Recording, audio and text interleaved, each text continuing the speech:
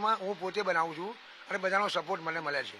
બિલકુલ, આખી તૈયારીઓ કરો છો. કોઈ એવો અવસર કે જે યાદગાર બની ગયો હોય આપના માટે, કે ભક્તોનું અવિરત પ્રવાહ હોય, કદાચ એવો ડર લાગતો હોય કે આજે રસી ખૂટશે? હા, એક વખત વરસાદમાં મંડપ ફૂલ વરસાદ હતો, ભક્તોને જમવાનું પણ ચાલુ હતું અને વરસાદમાં મંડપે તૂટી ગયો હતો. બધા જ પૂર્ણા ભાઈઓ અને બહેનો છત્રી લઈને ઉભા રહેલા અને વચ્ચે ટેબલ પાથરીને બુફે કરીને બધા ભાવિક ભક્તોને જમાડ્યા હતા અને સાંજે 6 વાગ્યા સુધી લાઈવ પૂરી કરીને જમણવાર ચાલુ. શું કહેશો આપ? જ્યારે જમણવાર ચાલુ હતો ને, વરસાદ જ્યારે ચાલુ હતો ને ત્યારે એક અપંગ માણસ આવ્યો હતો અને એને બેસાડ્યા હતા. વરસાદ ચાલુ હતો તો હું છત્રી લાઈને એને મેં ઉડાડી અને પછી એને પાણી પીવાનો સમય થયો, છત્રી મૂકવા ગયો એટલે મેં મહી ગાયબ થઈ ગયો હતો.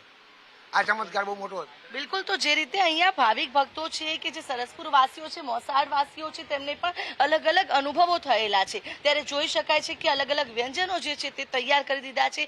જ્યારે અહીંયા ભાવિક ભક્તો આવી પહોંચશે, સંતો મહંતો આવી પહોંચશે, જે રથયાત્રામાં જોડાનાર જેટલા પણ ભક્તો છે તેને દરેક પોળની અંદર, સરસપુરની દરેક પોળમાં આ જ પ્રકારનું આયોજન કરવામાં આવે છે કે દરેક ભાવિક ભક્ત છે અચૂક પ્રસાદી ગ્રહણ કરે અને ત્યારબાદ જ અહીંયાથી પ્રસ્થાન કરે. નુપુર. બિલકુલ, વાસ્તે ગાસ્તે ઢોલ નગારા સાથે હાલમાં જગન્નાથજીની રથયાત્રા તો નીકળી ચૂકી છે અને ત્યાર બીજી બાજુ મામેરાની તૈયારી, મોસાળ પક્ષ પણ તૈયાર છે ભાણેજને ભોગ લગાવવા માટે. ભાણેજ સાથે જે મહેમાનો આવી રહ્યા છે કે નગરજનો આવી રહ્યા છે તેમને ભોજન જમાડવા માટે લગભગ 2 લાખ લોકો જમી શકે તેટલું ભોજન તૈયાર કરવામાં આવ્યું છે અને દર વર્ષે આ રીતે જ એક સ્વાદિષ્ટ ભોજન ખૂબ જ હૃદયથી ખાસ જોવા મળતું હોય છે. આખું સરસપુર આપ જોશો તો દરેક ઘર એ જગન્નાથજીનો મામાનું ઘર હોય તે રીતે ભાવથી જમાડવામાં આવે છે. એક તરફ જગન્નાથજીની આ સુંદર પ્રતિમાના દર્શન આપ કરી રહ્યા છો અને બીજી તરફ જોવા મળી રહ્યા છે ક્યાંક દેશભક્તિના રંગ. અહીંયા અલગ અલગ સુંદર રીતે જે ટેબ્લો સજાવવામાં આવ્યા છે એ ટેબ્લો અલગ અલગ થીમ પર તૈયાર કરવામાં આવ્યા છે. ખાસ આ ટેબ્લોમાં યુવાનો ખૂબ મહેનત કરતા હોય છે કારણ કે આ જે કહેવાય ને કે આ પરંપરાગત આખી જે રથયાત્રા છે, આમ તો શાસ્ત્રોની દ્રષ્ટિએ ધાર્મિક રીતે આ ઉત્સવ ઉજવવામાં આવે છે, પણ ટેબ્લોમાં જે પ્રકારની થીમ જોવા મળે છે એ થીમ પરથી એવું થાય છે કે આ યુવાનોના વિચારધારાવાળી થીમ છે. યુવાનો આના પર ખૂબ મહેનત કરે છે. બાળકો પણ મોજ માણી શકે તે માટે આપ જોઈ રહ્યા છો કે કાર્ટૂન કેરેક્ટર પણ બનાવવામાં આવ્યો છે.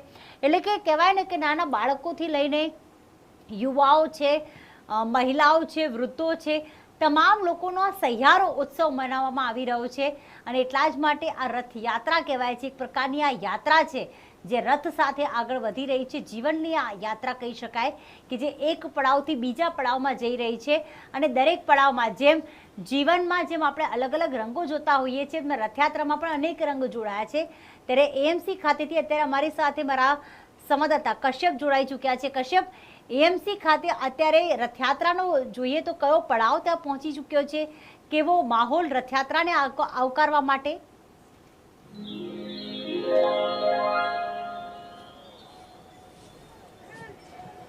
148મી રથયાત્રા ભગવાનની નીકળી રહી છે અને હાલ ગજરાજ છે તે કોર્પોરેશન ખાતે પહોંચ્યા છે અને અહીં મોટી સંખ્યામાં લોકો જે છે તે અહીં ઉપસ્થિત છે અને ટેબલો જે છે તે પણ અહીં પહોંચી રહ્યા છે.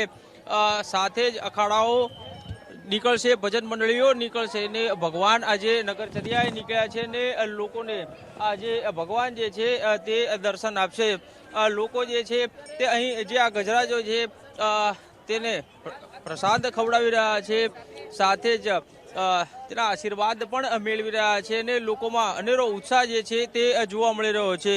લોકોત્સવ તરીકે આજનો આ પર્વ જે છે તેની ઉજવણી કરવામાં આવતી હોય છે અને ત્યારે મોટી સંખ્યામાં લોકો જે છે તે ભગવાન જગન્નાથ, ભાઈ બલભદ્ર અને બહેન સુભદ્રાના દર્શન કરવા માટે થઈને અહીં પહોંચ્યા છે. અહીં મોટી સંખ્યામાં જે લોકો ઉપસ્થિત છે તેની સાથે વાત કરીશું. શું કહેશો કાકા, 148મી જગન્નાથ ભગવાનની રથયાત્રાને આજે ભગવાન આશીર્વાદ આપવા માટે નગરચર્યાએ નીકળે? સારું 148મી રથયાત્રાને લઈને સારું છે, દર્શન કરવા મળે આપણને, ભગવાન નીકળ્યા હોય દર્શન કરવા. શું કહેશો બેટા, શું કહેશો? આજે ભગવાનના દર્શન કરવા માટે થઈ અને આપ પહોંચ્યા છો, ગજરાજ અહીંથી નીકળ્યા? બહુ જ સારો એક્સપિરિયન્સ રહ્યો છે. હું ફર્સ્ટ ટાઈમ જોવા આવી છું એકચ્યુઅલીમાં, સો મને બહુ જ મજા આવી ગઈ. એકચ્યુઅલી સારું કર્યું છે મેનેજમેન્ટ એ લોકોએ. બેન શું કહેશો, આજે ભગવાન પોતે નગરચર્યાએ નીકળે છે અને લોકોને આશીર્વાદ આપે? બહુ આશીર્વાદ આલે ત્યારે તો આવીએ બધાય, બહુ સરસ લાગે, બહુ સારું લાગે. તો લોકો જે છે તે ઉત્સાહ સાથે ભગવાનના દર્શન કરવા માટે થઈને અહીં પહોંચ્યા છે અને એક ઝલક ભગવાનની જોવા મળે તેના માટે થઈને વહેલી સવારથી જ લોકો જે છે તે રોડ ઉપર નજરે પડી રહ્યા છે. સાથે જ પોલીસ દ્વારા અહીં ચુસ્ત બંદોબસ્ત જે છે તે ગોઠવવામાં આવ્યો છે અને જેથી કરીને શાંતિપૂર્ણ રીતે આ રથયાત્રા જે છે તે પસાર થાય. અને હાલ અખાડાઓ જે છે તે પણ આવશે અને ટેબલો જે છે તે અહીં પહોંચી ચૂક્યા છે. આ વખતે ટેબલોની જો વાત કરીએ તો અલગ અલગ ટેબલો જે છે તેની પ્રતિતિ જે છે તે જોવા મળશે અને ઓપરેશન સિંદૂર જે કેન્દ્ર સરકાર દ્વારા કરવામાં આવ્યું હતું અને તેની ઝલક પણ અહીં આજની આ રથયાત્રામાં જોવા મળશે. જી બિલકુલ, ઓપરેશન સિંધુની ઝલક પણ અહીંયા જોવા મળી રહી છે અને ખાસ એએમસી ખાતે અમદાવાદ મ્યુનિસિપલ કોર્પોરેશન ખાતે ગજરાજ તો આવી ચૂક્યા છે અને રાહ જોવાઈ રહી છે ભગવાન જગન્નાથજીની. રમેશચંદ્ર બાપુજી, આજે ખાસ એક અનેરો દિવસ એવો છે કે ભક્તો રાહ જોઈ રહ્યા છે. ખાસ ભક્તો જ્યારે રાહ જોઈ રહ્યા છે, અનેરો ઉત્સવ છે. મેં જે પહેલાં વાત કરી કે સહિયારો ઉત્સવ છે અને સહિયારા ઉત્સવમાં ક્યાંક બાળકોથી લઈને વૃદ્ધો તમામ લોકો જોડાયા છે. ટેબ્લોમાં જે દેશભક્તિના રંગ જોવા મળી રહ્યા છે તેમાં યુવાઓ, યુવતીઓ, કેટલા બધા લોકો જોડાયા છે. એટલે કે બધાનો આ તહેવાર છે. ભગવાનને એટલા માટે જગન્નાથ કહેવામાં આવ્યા છે કે ભગવાન જગન્નાથ કેમ કે આખા જગતના નાથ છે. જગતના નાથ તરીકે દરેકને સ્વીકારે છે. એમ ના માને કે હું એકલા અમીરોનો જ છું.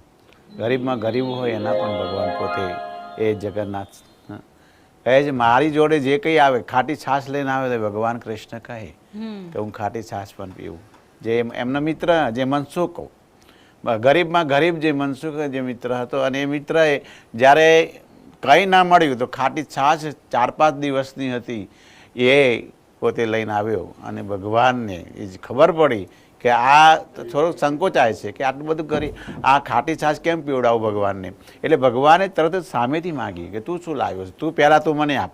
ખાટી છાશ લઈને પેલો દોડ્યો કે નહીં મારા ભગવાનની તબિયત બગડી જાય. એટલે એ ભગવાન પાછળ દોડ્યા. ભગવાનનો પ્રેમ તમે જુઓ કે ભગવાન પોતે એમ કહે છે કે હું ગરીબનો પણ છું, કે ખાટી છાશ માટે પણ એની પાછળ હું દોડું. અને એ દોડતા દોડતા જ્યારે પોતે પી ગયો ત્યારે ભગવાને એના ગાલ ઉપર જે છાશનો રેલો નીકળેલો એ છાશના રેલાને ભગવાન પોતે ગાલ ઉપર ચાટવા લાગ્યા અને ભગવાને છાશને ચાટી. ભગવાન આટલા બધા ગરીબના માણસ એટલે કહેવાય ભગવાન દરેકના છે, એટલે એનું નામ જગન્નાથ પડ્યું છે. જગન્નાથ ભગવાન પોતે દરેકના છે, દરેકને વાલા છે અને દરેક પોતાના એવું અપનાવે છે, એટલે ભગવાન એમના પોતાના છે જગન્નાથ. બિલકુલ, એટલે કે કહેવાય ને કે કાનુડાને આપણે તું તરીકે સંબોધીએ છીએ કારણ કે આપણું પોતાનું છે. જે યુવાઓ છે તે એક પ્રેમી તરીકે અને ખાસ કરીને ગોપીઓ બનીને અને એને ચાહે છે, તો સાથે મોટી ઉંમરના છે એ પોતાના કાનુડાને એક પુત્ર તરીકે જોવે છે. એટલે કે દરેકને એ પોતાના લાગે છે ને એટલા જ માટે તો એને પૂર્ણ પુરુષોત્તમ પણ કહેવામાં આવે છે. આગળ પણ રથયાત્રાના રંગને આ રીતે જ માણતા રહીશું, શાસ્ત્રોક્ત વાતો પણ કરીશું. રોકાઈશું એક બ્રેક માટે. ક્યાંય જતા રહી, જોતા રહો સંદેશ ન્યૂઝ.